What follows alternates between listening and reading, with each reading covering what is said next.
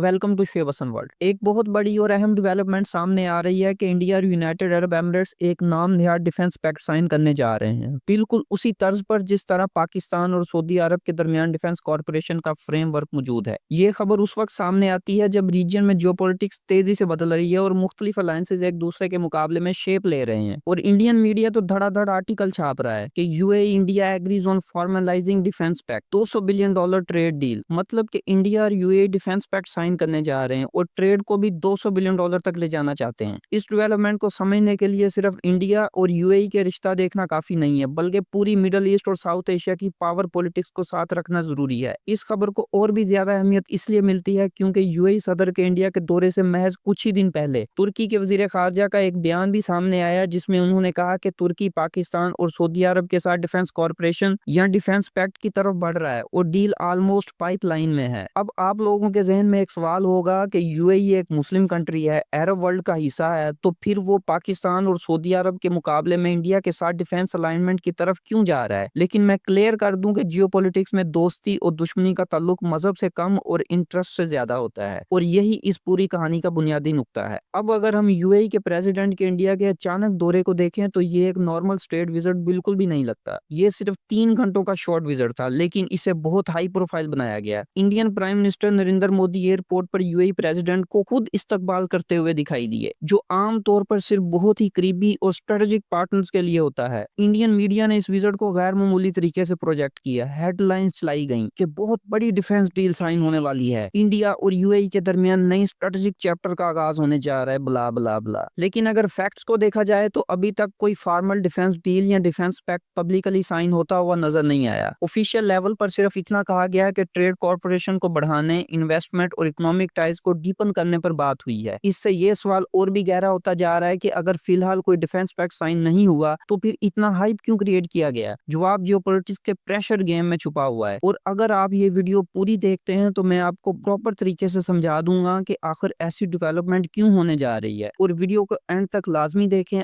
अगर आपने मेरा चैनल सब्सक्राइब नहीं किया हुआ तो प्लीज सब्सक्राइब करें, वीडियो को लाइक करें और आगे शेयर भी करें, क्योंकि जिस तरह की इन्फॉर्मेशन आपको मैं देता हूं न्यूज आर्टिकल सामने दिखाकर और मैप की मदद से, ऐसे पाकिस्तान में कोई भी नहीं दिखाता। इस पूरी डेवलपमेंट को समझने के लिए हमें गल्फ कंट्रीज के इंटरनल पावर डायनामिक्स पर नजर डालनी होगी। ये जो आप सारे कंट्रीज देख रहे हैं इन्हें गल्फ कंट्रीज कहा जाता है। एक वक्त था जब गल्फ रीजन में सऊदी अरब को बड़ा भाई समझा जाता था। यूएई, बहरीन और दूसरी गल्फ स्टेट्स अक्सर सऊदी अरब के स्ट्रेटेजिक फॉलो करती थी, चाहे बात यमन की हो, ईरान के खिलाफ पॉलिसीज की हो, या अरब वर्ल्ड के इंटरनल कॉन्फ्लिक्ट्स की। सऊदी अरब और यूएई एक ही कैंप में खड़े नजर आते थे। यमन की मिसाल इस हवाले से बहुत अहम है। शुरू में सऊदी अरब और यूएई दोनों ने मिलकर यमन ऑफिशियली रिकॉग्नाइज्ड गवर्नमेंट को हूती रेबल्स के खिलाफ सपोर्ट किया। हूती, जिन्हें हूसी भी कहा जाता है, जिसे ईरान की सपोर्ट हासिल है। लेकिन आहिस्ता आहिस्ता यूएई ने अपनी अलग पॉलिसी बनाना शुरू कर दी। जब यूएई के पास पैसा, इन्फ्लुएंस और इंटरनेशनल बैकिंग बढ़ी तो उसने सोचा कि अब सिर्फ फॉलो करने की बजाय लीडरशिप रोल लेना चाहिए, मतलब बड़ा भाई बनना चाहिए। यहीं से सऊदी यूएई अलाइनमेंट में दरार आनी शुरू हो गई। यूएई ने इसराइल के साथ सफारती ताल्लुकात कायम कर लिए, इसराइल को तस्लीम कर लिया और फिर मिडल ईस्ट के मुख्तलिफ कॉन्फ्लिक्ट्स में इसराइल के साथ मिलकर काम करना शुरू कर दिया। यमन में यही हुआ, जहां यूएई और इसराइल ने मिलकर सदर्न ट्रांजिशनल काउंसिल यानी एसटीसी को सपोर्ट करना शुरू कर दिया, जबकि बाकी अरब दुनिया और सऊदी अरब अब भी यमन की ऑफिशियल गवर्नमेंट के साथ खड़े रहे। यूएई और इसराइल की मदद से एसटीसी ने यमन के कई अहम हिस्सों पर कंट्रोल हासिल कर लिया, जो सऊदी अरब के लिए एक सीरियस स्ट्रेटेजिक चैलेंज था। इसी दौरान यूएई के प्रेसिडेंट का पाकिस्तान का अचानक दौरा भी हुआ। यूएई ने पाकिस्तान से मदद हासिल करने की कोशिश की, लेकिन पाकिस्तान का मौक़िफ़ हमेशा से वाज़ेह रहा है कि वो किसी भी मुस्लिम कंट्री के खिलाफ किसी ग्रुप या फिक्शन को सपोर्ट नहीं करेगा। पाकिस्तान ने यमन के हवाले से भी यही न्यूट्रल और प्रिंसिपल स्टांस रखा। नतीजा ये निकला कि सऊदी अरब की मदद से यमनी गवर्नमेंट ने यूएई बैक्ड एसटीसी को कई मुकामात पर पीछे धकेल दिया, बल्कि बाहर निकाल फेंका। यूएई फोर्सेज यमन में मौजूद थीं। सऊदी अरब की एक धमकी से यूएई फोर्सेज यमन से निकल गईं। यूएई के हथियारों से भरे हुए एक बहरी जहाज को जो यूएई ने एसटीसी के लिए भेजा था, उसे सऊदी एयरफोर्स ने यमन की बंदरगाह पर हमला करके तबाह कर दिया। इसके बाद सोमालीलैंड का केस भी इसी पैटर्न को फॉलो करता है। सोमालीलैंड टेक्निकली और लीगली सोमालिया का हिस्सा है और यूनाइटेड नेशंस भी उसे सोमालिया का ही पार्ट मानता है, लेकिन यूएई और इसराइल ने सोमालीलैंड में हैवी इन्वेस्टमेंट की हुई है। इसराइल نے تو آفیشلی طور پر صومالی لینڈ کو تسلیم بھی کر لیا ہے، جبکہ سعودی عرب اور پاکستان اب بھی صومالیہ کے سینٹرل گورنمنٹ کو سپورٹ کرتے ہیں۔ یہاں بھی گلف پولیٹکس دو مختلف ڈائریکشنز میں ڈیوائیڈ ہوتی ہوئی نظر آتی ہے، اور یو اے ای تو بھاری انویسٹمنٹ کر رہا ہے صومالی لینڈ میں، لیکن ابھی تک یو اے ای نے آفیشلی صومالی لینڈ کو تسلیم نہیں کیا، لیکن امداد پوری کرتا ہے، پیسے کی بھی اور ہتھیاروں کی بھی۔ سوڈان کا کانفلکٹ اس ساری جیو پولیٹکس کا سب سے خطرناک اور کلیئر ایگزامپل ہے۔ سوڈان میں یو اے ای اور اسرائیل دونوں ریپڈ سپورٹ فورسز یعنی RSF کو سپورٹ کر رہے ہیں، جبکہ پاکستان، سعودی عرب اور اکثر مسلم کنٹری سوڈان کی آفیشیل گورنمنٹ کے ساتھ کھڑی ہیں۔ سعودی عرب اور پاکستان کے درمیان ڈیفنس کوآپریشن یہاں اور بھی زیادہ ریلیونٹ ہو جاتا ہے۔ رپورٹس کے مطابق سعودی عرب GF-17 thunder fighter jets Pakistan سے خرید کر سوڈان کی گورنمنٹ کو دینے کا ارادہ رکھتا ہے، تاکہ یو اے ای اور اسرائیل بیکڈ RSF گروپ کا مقابلہ کیا جا سکے، کیونکہ RSF نے سوڈان کے بیشتر سونے کی کانوں پر قبضہ کیا ہوا ہے، اور وہ سونا سیدھا یو اے ای جاتا ہے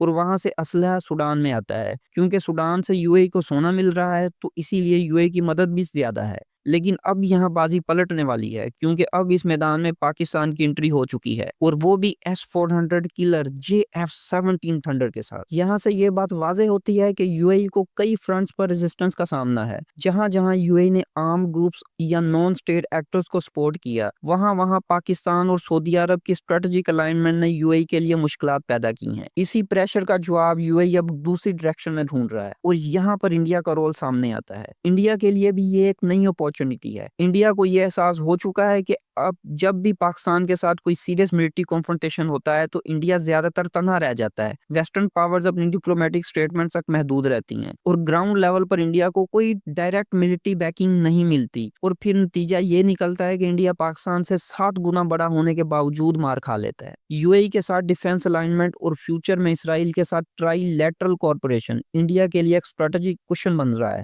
کوشچن مطلب سرانہ۔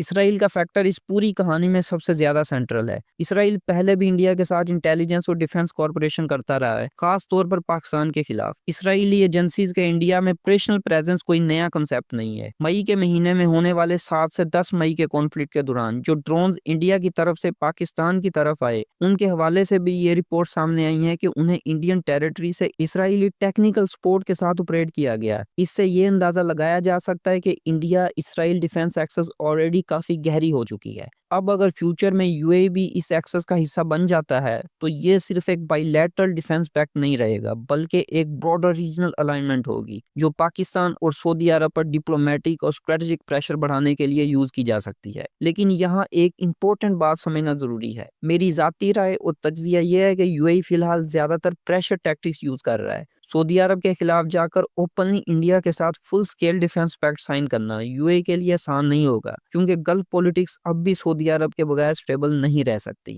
ابھی بھی گلف کنٹریز کا بڑا بھائی سعودی عرب ہی ہے۔ آخر میں یہی کہا جا سکتا ہے کہ اس خطے کی صورتحال بہت تیزی سے بدل رہی ہے، الائنسز بن رہی ہیں اور ٹوٹ بھی رہی ہیں۔ آج کے جیو پولیٹکس میں کوئی بھی چیز پرماننٹ نہیں ہوتی۔ یو اے ای، انڈیا اور اسرائیل کے ڈیفنس ٹرائینگل پوسیبل ہے، لیکن ابھی یہ زیادہ تر ایک پریشر موو لگتا ہے، نہ کہ فائنل اسٹریٹجک شفٹ۔ لیکن جیو پولیٹکس میں کبھی نہیں جیسی کوئی چیز نہیں ہوتی۔ آنے والے وقت میں یہ پریشر گیم کس سمت جاتا ہے یہ صرف وقت ہی بتا سکتا ہے۔ جیسا کہ میں ویڈیو کے شروع میں بھی بتا چکا ہوں کہ جیو پولیٹکس میں دوستی اور دشمنی کا تعلق مذہب سے کم اور انٹرسٹ سے زیادہ ہوتا ہے۔ جہاں انٹرسٹ ہوتا ہے وہاں رشتہ داری ہوتی ہے۔ اب یو اے ای اور انڈیا دونوں ایک ہی انٹرسٹ پہ کھڑے ہیں، اس لیے دونوں کی آپس میں رشتہ داریاں ہو رہی ہیں۔ تو یہ تھی آج کی ڈیولپمنٹ۔ اس حوالے سے اگر کوئی مزید ڈیولپمنٹ سامنے آتی ہیں تو میں آپ کے لیے ایک ویڈیو ضرور بناؤں گا۔ تب تک آپ نے اگر چینل کو سبسکرائب نہیں کیا ہوا تو کائنڈلی اسے سبسکرائب کر۔ شکریہ۔ اللہ حافظ۔ پاکستان زندہ باد۔